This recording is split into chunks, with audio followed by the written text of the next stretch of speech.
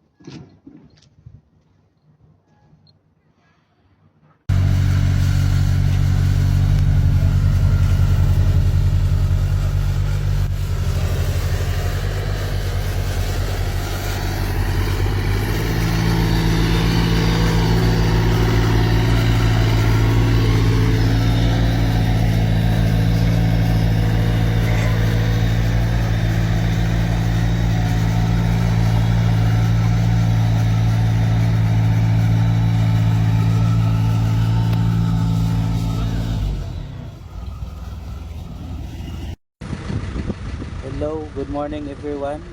Modern ang unit karon, Vibe Compactor. Okay.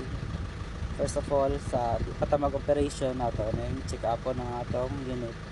Atong mga hose, yan akong ligid. Yan ligid. Okay ra. Then ni walk around inspection na siya. Dayon patong abrihan ng atong sa engine part.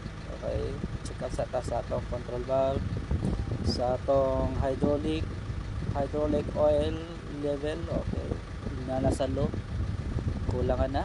Okay, dayon diri hose sa atong vibrator nara vibra. Okay ra, walay leak. Dayon check na po din natong atong engine oil level. Nara dipstick at iton. So di pa na mawayang level at sa nang trapuhan. Okay, trapuhan sa nato.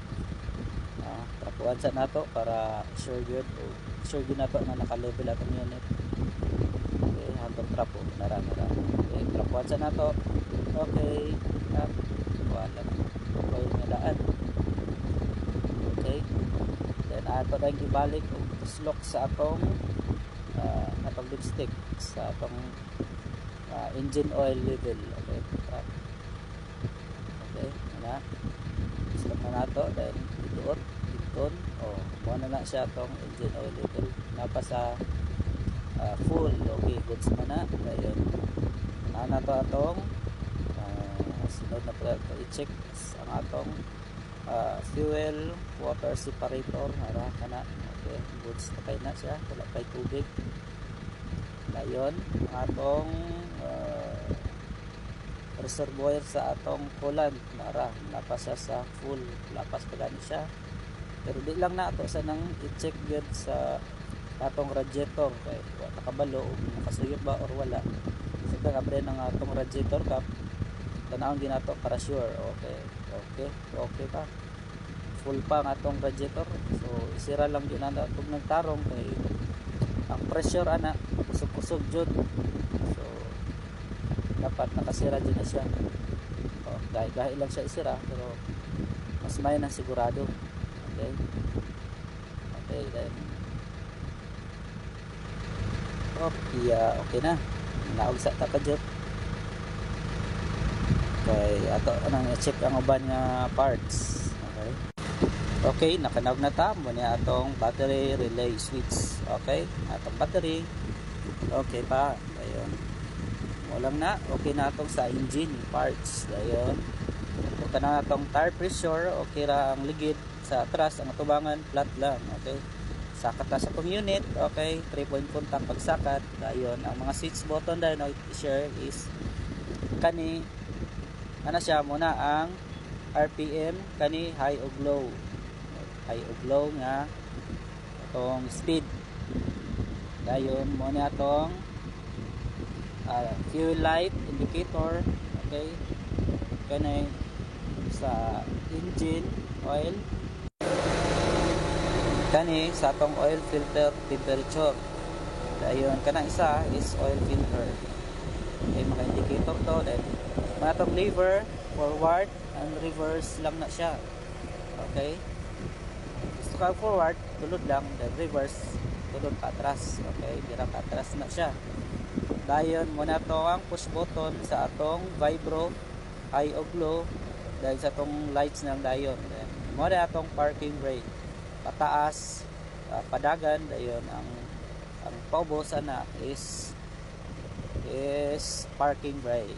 Okay so before ta magpa-start sa atong engine atong i-sure nga naka-parking brake ang atong unit o naka-neutral. Okay then so ready to start na siya. So mao lang na, salamat sa pagtan-aw o good morning, thank you. Full hydraulic double drive, single drum vibratory roller. Operating mass 26 tons. Centrifugal force 460-360 kN. Vibration round width 2130 millimeters. Adopt Weikai engine. This is a 1905 12-ton Kelly Springfield roller. Made in Springfield, Ohio. Britton Edward T. Wright is credited with the original design of this engine. Kelly's designers began to replace the Springfield engine with a new style modeled on British concepts.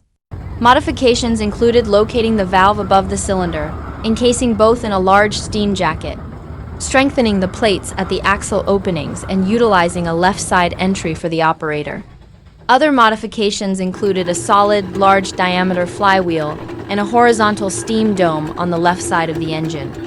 This roller was used in the towns of Greeley and Boulder, Colorado.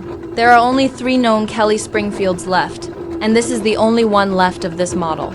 You can see this engine at the Midwest Old Threshers in Mount Pleasant, Iowa. Driving time.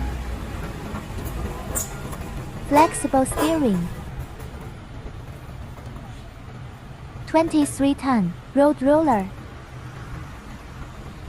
Using linked hydraulic pump, hydraulic motor.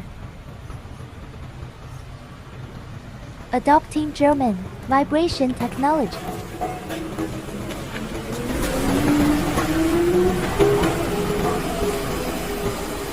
Recommended purchase.